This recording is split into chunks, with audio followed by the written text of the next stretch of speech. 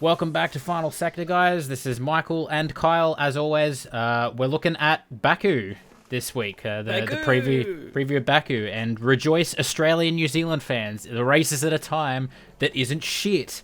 Hooray! Oh, is it? Yeah, it's I didn't think about that. Yeah, it's a 9 p.m. start for East Coast Australia. So, I think qualifying's still at like midnight or 1 in the morning, but at least the race it's weird. is, I think that's a graveyard shift. Yeah. Before we get started, quick plug, just check out some of our previous content. We released a nearly hour-long recording of the Monaco race breakdown, so check that one out. There was a lot of interesting things to talk about. Yeah, I enjoyed that conversation a lot. And we recently released our third podcast as well, so Spotify obviously got it a bit early, and Wednesday we released it on YouTube as well, so check it out if you haven't listened already. Kyle runs that one, so we talk kind of a little bit more about the less about the race days and more just about the little various topics going on in random Formula trash. 1. Yeah, I have no idea what I'm doing. There's some of the more fun conversations though, but yeah, I really enjoy those. So yeah, check those ones out if you haven't already, and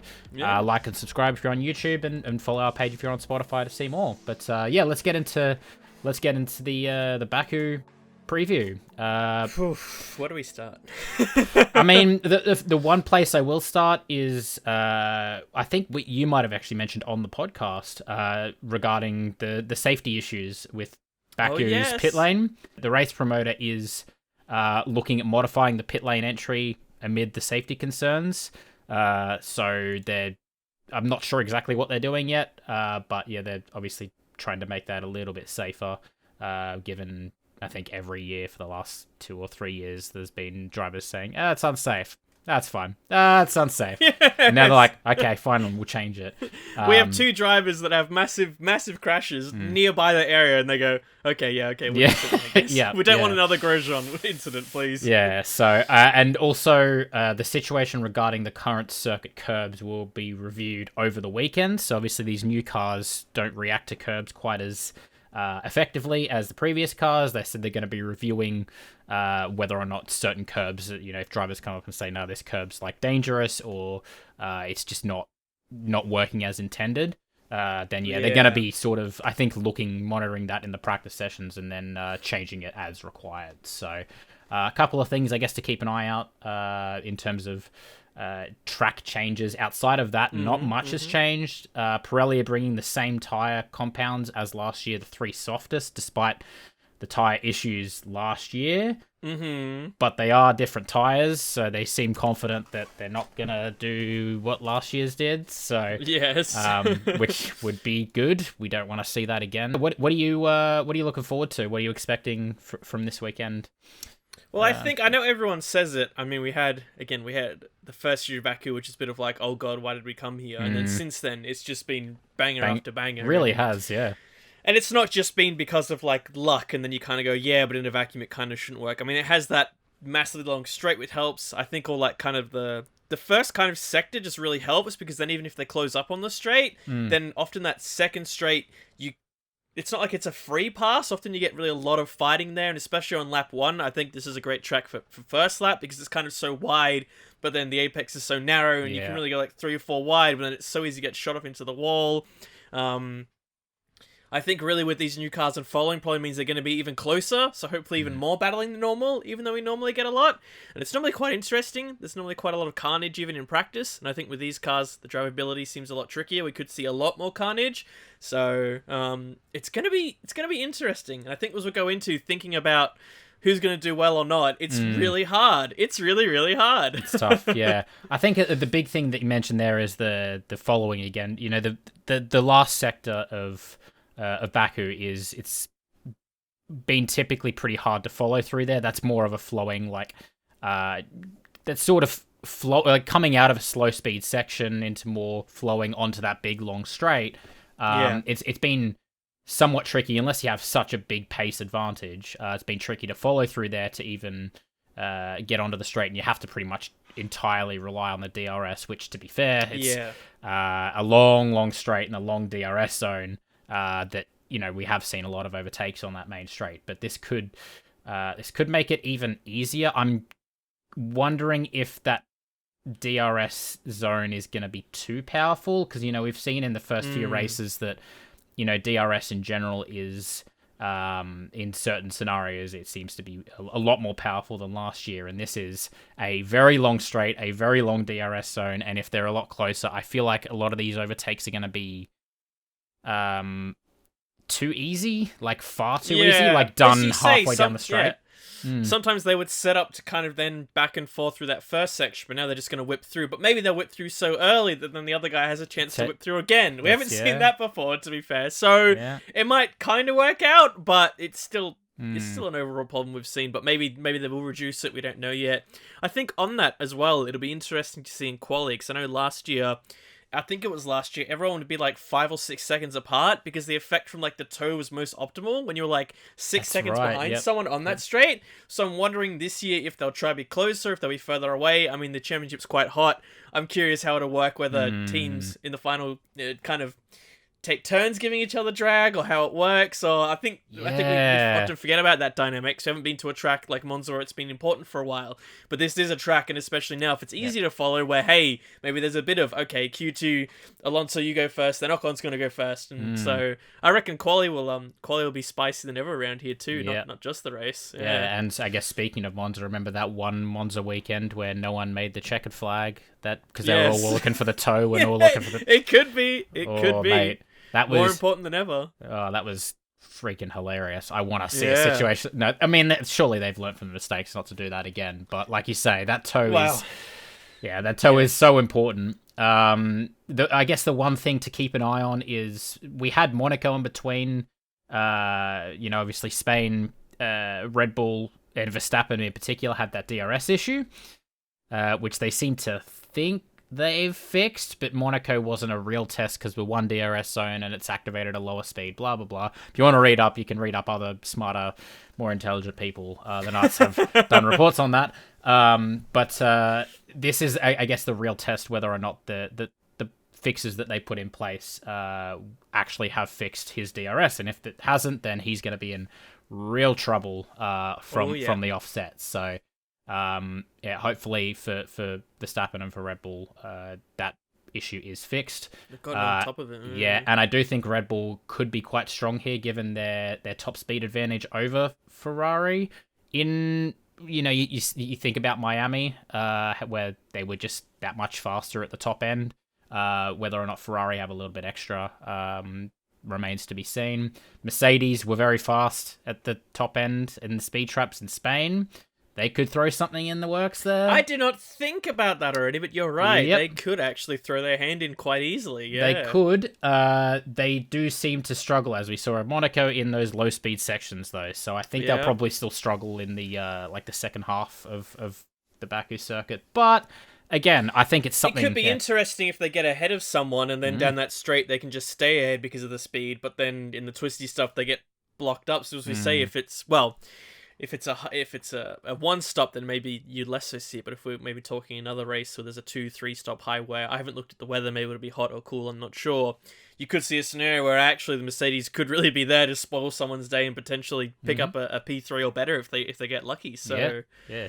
This is exciting. Yeah, definitely. It's the more I think about it. Yeah, it's exciting having Mercedes sort of almost back in the mix. I'm hoping that they do. This is all theoretical, obviously, but yes, I hope that they can start to spoil some of the top fours parties. Like I want that to happen, because it just makes things a bit more interesting, doesn't it? So the last couple of things, I guess, that I had is Alpha are hoping for a return to the top of the midfield. They obviously struggled a little bit for a variety of reasons in Monaco. Bottas was commenting that their car seems to struggle quite a bit in corners with like big camber or curbing, which Baku doesn't have quite as much. But I thought you were just going to say it struggles in corners. I was like, that's a problem. Yes. I was like, no. Okay. If they're top of the midfield and they're struggling in corners, then mate, they can. Maybe they're the next Mercedes. There you go. They're actually going to be the one fighting for P3. Yeah. And Bottas has also come out more recently and said that it seems like an obvious one, but they need to get on top of their mechanical issues in the Friday practice sessions, which have happened, I think, it must be at least half of his Friday practice sessions. He's been out for like almost a full session at least. Yeah, him and Zhao, and then yeah, and that's hindered them both quite a bit, I believe. So, but yeah, they have a fast car, so if they can prepare the right way, they could absolutely be there to, they were as spoil parties as well. Like they were up there with Mercedes pace in the first few races. So, here's hoping for that. Alpine, obviously, Alonso can just pull out a fucking flyer. So you never know. I don't think he can count out many people here. I think anything could just happen. So, and then obviously Ferrari are looking to close that gap back up to Red Bull. They're starting to run away with it a little bit. But yeah, it's time to put the clown suits away, Ferrari, and see if their strategy team can actually do something right this time. They've been a bit off their game the last couple of races, but with all that said, we'll move into predictions. Who I know we were talking before this that you had literally no idea, but you seem to have had an idea.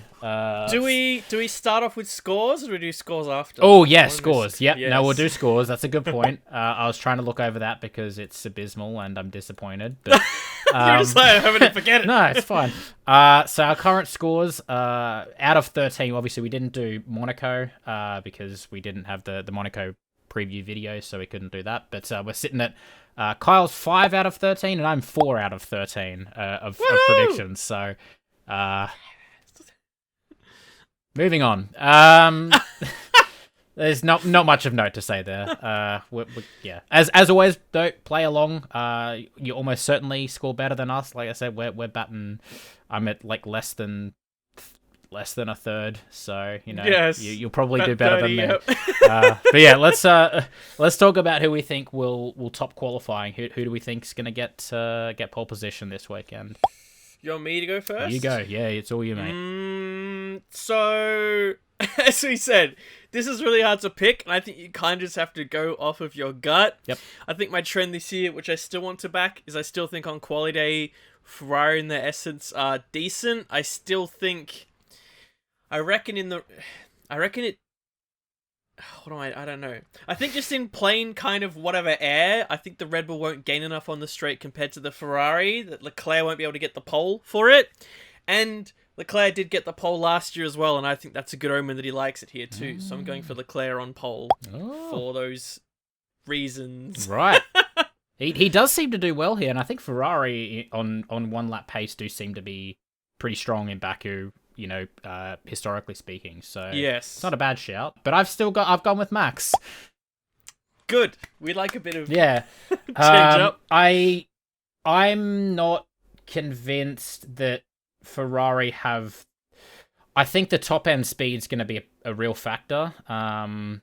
With the two straights that are here, particularly that obviously that long main straight. I think that top end speed is going to play quite a big factor in the lap time. Obviously, we've talked about in the past how Red Bull seem to be more or less matching Ferrari's pace in the low and like medium speed corners and like those sort of sections now. And assuming they've got the DRS fixed, I think that Red Bull having that higher top end speed, I think that could just push Max over the line. Max has done well here. Obviously, he was on pace to win it last year. This is the race, but yeah, he was on pace to win it last year before obviously Kaboom. Yeah, tire things happened, and a meme was born. But yeah, I forgot about that. Yeah, I don't know. I still think I think that will play a little bit of a difference, and I don't know that Ferrari have done. I don't know if they've done much with their power unit at all to be able to get that extra, that extra top end out of their power unit. So I'm going completely off that. I think he's going to get the pole for that one. So fair cop. And for the race, I have also gone with Max. For more or less this, I guess that. More or less the same reasons. Again, Miami. I'm looking at Miami. it seems, that long straight where I made the predictions the other way around, because that's how it worked that time. Yes. I'm now learning my lesson and realizing that the Red Bull is actually that car where it's just, I think they're just going to have the top end speed on the straights and be able to keep that Ferrari behind as they need to. And I think that Red Bull is just they just set it up for race day as well. So they just seem to have a better race car than Ferrari. Yep. So I think if Max, if he's starting out in front, I think he's winning that race, bar, no issues on his side. So I've got the Max double there. So how about yourself? Cool. I'll give a short answer because then I want to get more into a second question to put you on the spot. Oh boy. I agree with Max for the same reasons, and as I've said in some of my other predictions, that in the race he seems more comfortable. I think when there's traffic around, when they're in slipstream, the Red Bull is a better operating car than the Ferrari. Totally the same reasons I go with Max. Mm-hmm. The question I pose to you, which I think is trickier, is who will get P2 in the race? I How much do you want to cut so you can think? I think that's really hard. Damn it. I am because I have no reasoning. If I wanted to think about reasoning, I'm gonna need like another 24 hours to sit on this. Of course, yes. My gut says Checo. My gut says Checo too. Oh wow, look at that. But I think it's very close. But I think with him being on a bit of form, you suspect him any weekend he's gonna do better. It would be this one. Mm-hmm. And I think doubling down on that point, I think the Red Bull will be a much nicer car here. And I think if they're potentially running in high temps or issues, assuming that the car doesn't randomly blow up, the Red Bull still seems to run quite comfortably, while the Ferrari seems to struggle a little more in some of those edge cases when it's pushed to the max. So I would also, but I think it's actually very tricky. Yep. I mean, he won it last year as well, so yes, he has had a good history. But obviously a lot of things happened for him to win it, but he has won a race at Baku, so he seems very comfortable around here. But yeah, gut feel. Anyway, who do you think in the comments, or if you're listening on Spotify, let us know at Final Sector YT on our Twitter. Who do you think will get pole and win, or P2, I guess, which seems to be the harder question somehow. Who do you think will do well at Baku? Let us know. We'll be enjoying a race that we can watch at a reasonable time, which should be good. Hopefully you all enjoy the race. That's it from us. We'll be back for the race breakdown. Enjoy the weekend, guys, and we'll see you for the next video. Ta-ta. Ciao.